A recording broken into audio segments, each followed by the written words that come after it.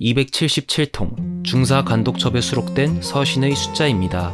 모두 청나라 사람들이 한 조선인에게 보낸 서신으로 지금까지 확인할 수 있는 자료로는 조선인 중 가장 많은 숫자이죠.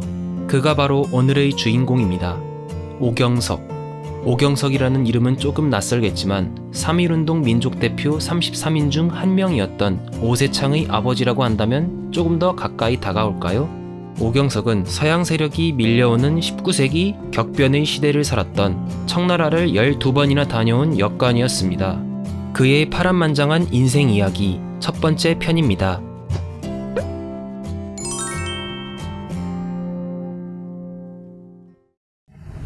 2004년 봄 오경석의 손자이자 오세창의 아들인 516 선생은 할아버지와 아버지의 유물 61건 486점을 예술의 전당 서예박물관에 기증했습니다.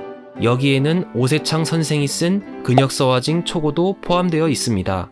이 책은 우리나라 역대 서화가들의 이야기를 집대성한 책으로 서화에 조예가 깊으셨기에 집필이 가능했던 책이죠. 오세창 선생의 서화에 대한 재능은 그냥 만들어진 것이 아닙니다. 바로 당대 최고의 골동품 컬렉터였던 부친인 오경석으로부터 물려받은 유산이었죠. 오경석이 서화에 관심을 가지고 골동품을 수집한 데에는 이상적의 영향이 컸습니다. 이상적은 김정의의 제자로 김정의가 제주도에 유배되어 있을 때 청나라 문인과 김정의의 메신저 역할을 했습니다. 김정희는 고마움에 이상적에게 세안도를 그려줬고 이상적은 북경에 가지고 가 청나라 문인들과 함께 감상했습니다. 세안도를 보면 청나라 문인들이 써준 글이 많이 붙어 있는데 바로 이런 연유 때문이지요. 이상적은 역관 명문가 출신이었고 오경석 역시 그랬습니다.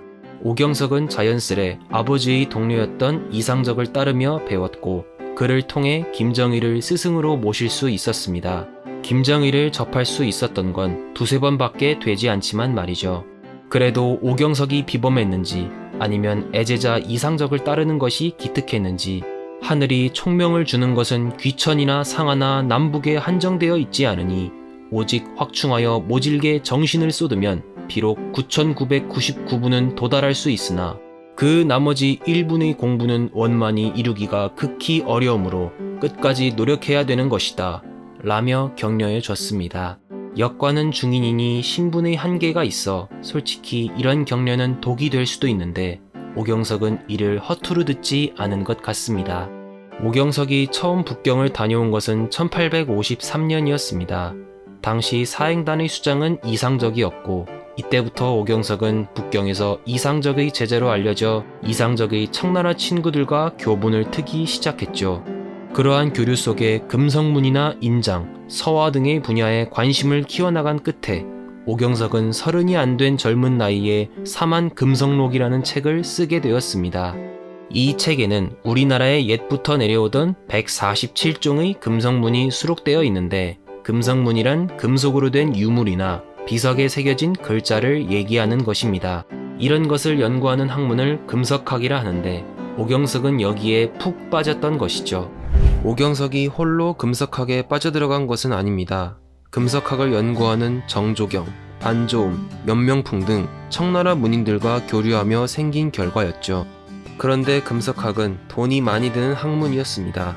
그가 조선의 금성문만 수집하면 별 문제가 안 되겠지만 12차례나 북경을 드나들면서 모은 금성문은 무려 수백여 종을 넘었습니다. 사만 금성록은 시작에 불과했던 것이죠. 여기에 그치지 않고 오경석은 서화 또한 100여 종이 넘게 수집했습니다. 엄청난 돈이 들었으리라는 것은 쉽게 짐작할 수 있죠. 오경석은 어떻게 이 많은 돈을 가지게 될 수 있었을까요? 그 답은 역시 오경석의 친구들에 있었습니다. 보통 역관은 북경에서 인삼을 판매하고 귀국길에 비단, 모자, 모피 등의 사치품을 사와 조선에 되팔아 이윤을 챙겼죠.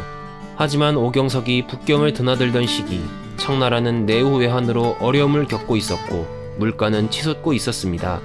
이런 상황에서 무역이란 쉽지 않았을 뿐더러 몇 번 다녀오는 것만으로는 북경에서 돈을 벌기란 어려웠죠. 오경석은 이를 극복하기 위해 친구들에게 인삼을 판매했습니다. 원래 조선 사신들 숙소 근처에 청나라 상인이 운영하는 인삼국이 많았음에도 이들을 거치지 않고 친구들에게 상등품의 인삼을 저렴하게 팔아 이윤을 챙긴 것입니다. 이때 벌어들인 돈으로 오경석은 적극적으로 청나라 문인들의 책이나 서화를 아낌없이 사들였습니다. 그가 큰손이라는 소문이 북경에 퍼졌고 그에게 금성문이나 서책 등을 팔기 위해 그의 친구들에게 줄을 대는 이가 적지 않았죠.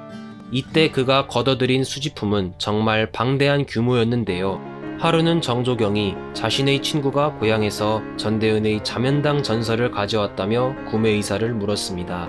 18세기의 저명한 학자였던 전대은인 만큼 금석학에도 조예가 깊었던 오경석에게도 관심 있을 법한 책이었지만 오경석은 영 마음이 내키지 않았죠. 그럼에도 정조경은 서점보다 저렴하다며 재차 권했고 결국 오경석은 책을 샀다고 합니다. 무슨 친구가 강매를 하는지. 근데 잘 생각해보면 이건 일종의 투자였습니다. 오경석이 20년 동안 12번이나 북경을 다녀왔지만 청나라 사람만큼 사정을 잘하는 것은 아니었습니다. 금성문이나 서화 수집에 있어서 중요한 것은 정보와 타이밍이지요. 어떻게 하면 싸게 귀한 물건을 놓치지 않느냐가 중요한데 북경에 살지 않는 오경석이 어찌 정보를 수집하고 적절한 타이밍에 손을 내밀겠습니까? 다 청나라 친구들 덕분이지요. 급변하던 대내외 상황도 오경석을 도왔습니다. 첫 사행을 떠난 후 몇 년 뒤 제2차 아편전쟁이 터졌고 영국과 프랑스 연합군이 북경까지 밀고 들어온 것이죠. 황제는 열화로 몽진했고 자금성은 약탈당했으며 원명원은 불탔습니다. 나라 사정이 이리 되자 인산인해를 이루던 골동품 시장에도 한파가 불기 시작했죠. 시장에서 가장 비싸게 거래되던 송나라 시기에 찍은 책도 가격이 절반 이하로 떨어질 지경이었습니다. 그런데도 사는 사람이 없자 바로 그때 오경석이 시장의 큰손으로 등장해 대규모의 골동품을 수집해 간 것입니다. 그런데 사정이 바뀌기 시작했습니다. 이제 서양의 눈이 조선으로 향한 것이죠. 이때를 전후로 조선에는 병인 양요, 제너럴 셔머노 사건, 오페르트 도굴 사건, 신미 양요 등 교과서에 등장하는 큼직큼직한 외부의 압력이 이어졌습니다. 이러한 때에 오경석은 골동품만 모으고 있었을까요? 그랬다면 3.1운동 민족대표 오세창 같은 아들이 나오지 않았겠지요. 그 이야기는 다음 편에서 다루겠습니다.